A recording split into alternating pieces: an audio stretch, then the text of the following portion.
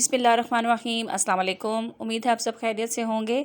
आज मैं आपके साथ शेयर करने जा रही हूँ व्हिपिंग क्रीम की बेहतरीन सी रेसिपी, जो कि आप घर में बीट कर सकते हैं। बहुत ही फ्लफ़ी, बहुत ही परफेक्ट व्हिपिंग क्रीम घर में आप बना सकते हैं।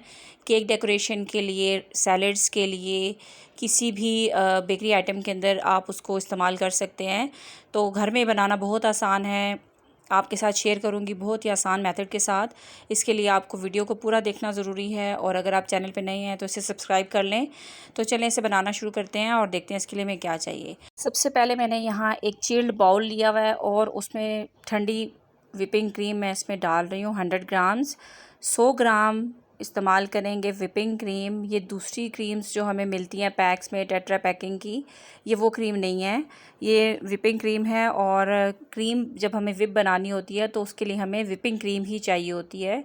अक्सर ऐसा होता है कि जब हम लेने जाते हैं शॉप वगैरह से तो हम व्हिपिंग क्रीम मांगते हैं, या उनसे कहते हैं कि हमें केक वगैरह पे टॉपिंग करनी है, तो शॉपकीपर हमें दूसरी क्रीम दे देते हैं और घर आके हम उसी मेथड के साथ उसे बीट करना चाहते हैं, लेकिन वो बीट नहीं होती। तो इसके लिए स्पेशली व्हिपिंग क्रीम आती है, किसी भी ब्रांड की आप ले सकते हैं। यहाँ पे मैंने व्हिपिंग क्रीम को इसमें डालने के बाद बीटर जो है उसकी स्पीड मैंने हाई रखी हुई है और फुल स्पीड पे मैं उसे बीट कर रही हूँ। और आपके सामने इसको आप देख सकते हैं कि बीट करते करते इसकी जो फॉर्म है वो चेंज होनी शुरू हो रही है। घर में जब भी हम केक बनाते हैं तो बाज़ार से जिस प्राइस पे हम एक केक ख़रीदते हैं उसमें हम घर में 2 या 3 केक बना सकते हैं बआसानी।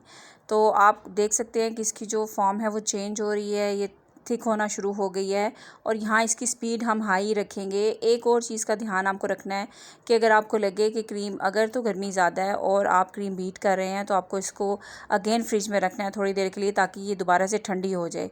क्रीम जब तक ठंडी नहीं होती बीट अच्छी नहीं होती, इसको ठंडा होना ज़रूरी है। और अगर आप इसको बीट करने से पहले जो जिस बर्तन में आप इसे बना रहे हैं उसको भी कुछ देर के लिए फ्रीज़र में रख लेंगे तो वो भी अच्छे तरीके से ठंडा हो जाएगा, तो आपकी क्रीम और ज़्यादा अच्छी बीट होती है।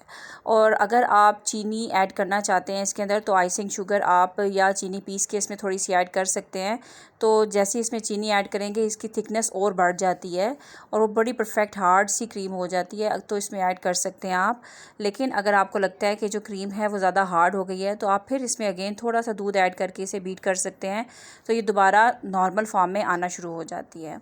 देख सकते हैं क्रीम हमारी कितनी अच्छी बीट हो चुकी है। आपने इसको किसी भी छुरी पे या स्पैचुला वगैरह पे, चम्मच पे लगा के देखना है उल्टा करके, और जब ये गिरेगी नहीं तो इट मीन्स कि ये परफेक्टली बीट हो चुकी है। आप देख सकते हैं कि मैंने इस पर कितनी ज़्यादा लगाई और उसे उल्टा किया और ये बिल्कुल भी नीचे नहीं गिर रही। इट मीन्स कि हमारी जो क्रीम है वो परफेक्टली बीट हो चुकी है।